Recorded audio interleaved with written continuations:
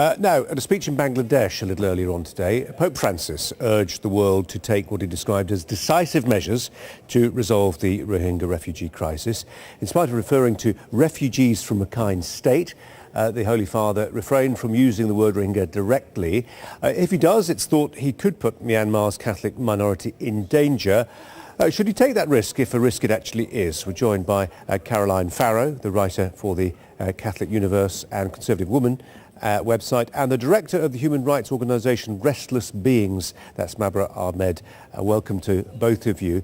Caroline, if I can start with you, how much do you think it matters whether or not the Pope uses the word Rohingya? I don't think it's as of great import as is perhaps thought. I mean, interestingly, before the visit, one of the Rohingyas said it doesn't matter whether or not the Holy Father uses the words to describe us because he has done so already. And I think Pope Francis has been walking such a minefield on this trip. He's sort of damned if he does and damned if he doesn't. But it's interesting that now he's got to Bangladesh, you know, as you reported, he said this morning that it's going to take drastic action on behalf of the international community to solve this crisis. And I think were he to have used the word Rohingya and really angered many people in Myanmar and then caused a violent backlash, he would be condemned for doing that too. And he had to listen to the advice of Cardinal Bo, who is the cardinal on the ground there, in terms of how he should sort of pitch his trip. And the other thing to say, I think, is we don't know what diplomacy is going on behind the scenes. Pope Francis seems very much to have reverted to old style diplomacy, whereby, not much is said publicly, but a lot is done, behind the scenes. Barbara, are we in danger of obsessing about semantics? We are talking about this subject, which we might not be if Pope Francis hadn't been in the region. No, I don't think it's semantics at all. I think what's really important to understand here is this is a community who are facing a genocide, and one of the very aspects of genocide is the denial of a community's identity.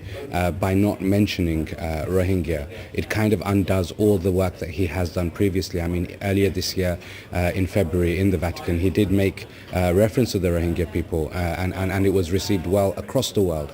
And that's why I think many people were observing this trip to Burma at this crucial time when 625,000 Rohingya have had to escape and seek refuge in Bangladesh. The fact that he didn't use this word kind of has taken away his kind of moral authority that he had on this ground and that he had gained in recent times. I think generally he's done a great job going across the world and promoting human rights, but by not recognizing probably, as the UN described, the world's most persecuted community, their very identity, I think it plays into the narrative of the extremists and the extreme far-right military elite that are running Burma. Yeah, I mean, as you say, we're looking at somebody who is seen as a significant figure of peace.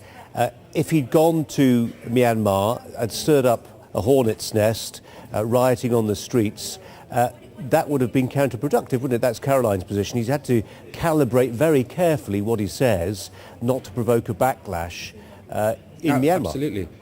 Absolutely, I agree with you. I mean, by all means, the response was not that he goes and calls on for a national protest in Burma. Of course, that's not the point. And of course, that's not what should be advocated. But what he should have done is he should have used his kind of unique position across the globe as a figurehead of one of the world's largest and prominent religions to be able to go forward into Burma using that moral authority of faith. This is not political diplomacy of any sort whatsoever. I mean, we should not get confused that the Pope is suddenly some sort of political diplomat going across the world. He's going on humanitarian basis. He's going as a figurehead of religion and of all faiths as well, if you like, as he's recognized as such. So I think by all means him mentioning the word Rohingya would have definitely highlighted to the Burmese authorities, military and civilian-led government, that actually, you can't get away with ethnic cleansing and genocide. And I think it's very important to also understand and appreciate that it's not just words that people like myself and human rights activists are using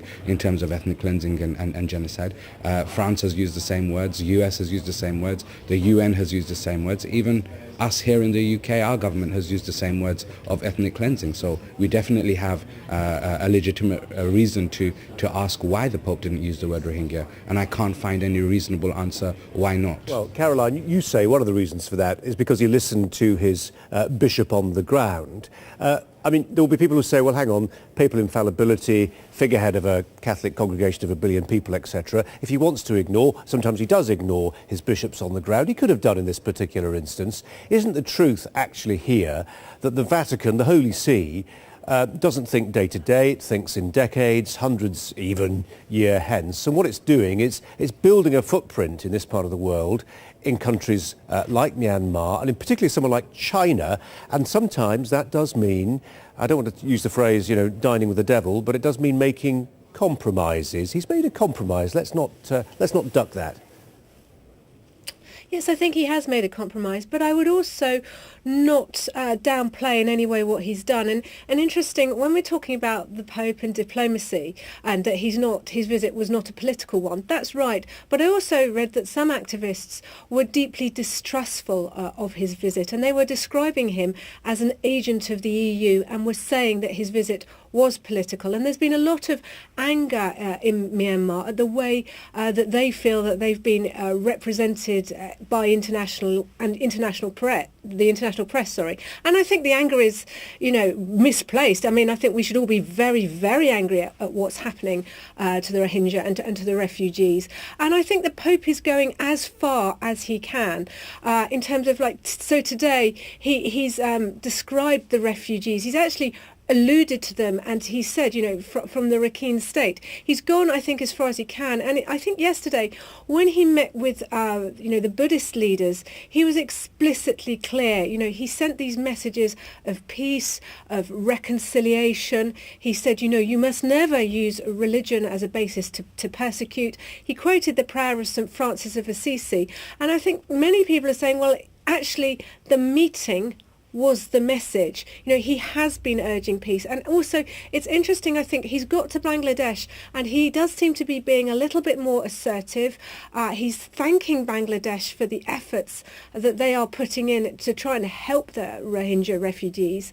So I don't think that you can say that he is ignoring them. I think another thing that will be interesting is that Pope Francis is noted for being quite outspoken. He does shoot from the hip. And it'll be interesting to see what, if anything, he says on the papal flight back to Rome. And, he did, the last time he mentioned, I was looking this up, and the last time he mentioned the Rohingya was in August of this year, so it wasn't so long ago. So I don't think that he will refuse to mention them in future. And I think he certainly is drawing attention to their plight and saying, something must be done here. This is a genocide.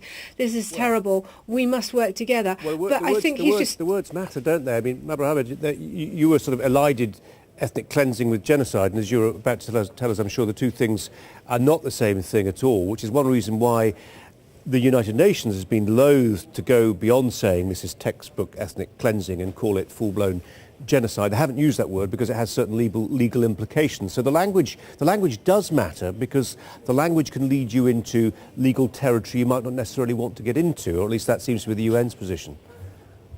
Yeah, I mean, I think that, just as a very basic definition, ethnic cleansing is something which happens and is terrible for a community. A genocide is something which happens over a sustained period of time, and it happens in a very systematic way. And we can see that this has actually been the case for the Rohingya. It's happened since 1962, specifically 1978 and 1992, when we saw similar waves of people going across. I think there's a reason why the UN hasn't used it, and that's because, as you mentioned, it's a legal term which would basically force the international community into some sort of action, and without the backing of people like Russia and China, I think the UN is probably a little bit risk averse as to moving forward. That doesn't mean it's the correct decision. A genocide is a genocide. I think Aung San Suu Kyi very famously once said, use your liberty to promote ours, to the Western and the free world. And at the same time, it echoes a lot gravely that at the moment, someone of such a figurehead position, the Pope, when he's in Burma, which is when is the right time, the most powerful time to have used the word Rohingya, has failed to do so. There is no point in going to Bangladesh and praising Bangladesh and using the word Rohingya there, or on the papal plane back to Rome, or in the Vatican, because simply it will not echo and it will not be as hold the same gravitas as it would have done in Burma. So it's definitely a missed opportunity, and one, again, like I would say, I fail to see any real reason apart from wanting to kind of promote and push this further to the world press and particularly to the Burmese authorities. They need to be held accountable, and it's high time that if our figureheads of religion can't do so, then at least our political figureheads should do so. One thing I would say, though, is it possible that he could use the fact that he hasn't used the Rohingya word as leverage? Okay, so the fact that he has acquiesced to the wishes of his hosts in Myanmar, he can use that as leverage behind the scenes with Aung San Suu Kyi, because that's why he went in the first place, because they were looking to cement their diplomatic relationship with the Vatican. And the visit was arranged before, the latest persecution had really kicked off and got into full swing, and therefore I think by kind of going ahead with the visit, it was very difficult for the Pope to cancel. By actually not offending his hosts, he's done two things. He's firstly, protected the minorities there in Myanmar, but secondly, I think he could use that as really valuable leverage in terms of urging the government to really seek a decent and reasonable solution so that this persecution ends. And I really wouldn't begin to underestimate what might be going on behind the scenes. Well, it poses an interesting question. There we have to, I'm sorry, Mabra Hamid, we have to leave it there, I'm afraid. Mabra Hamid and Caroline Farrow, thanks both very much indeed.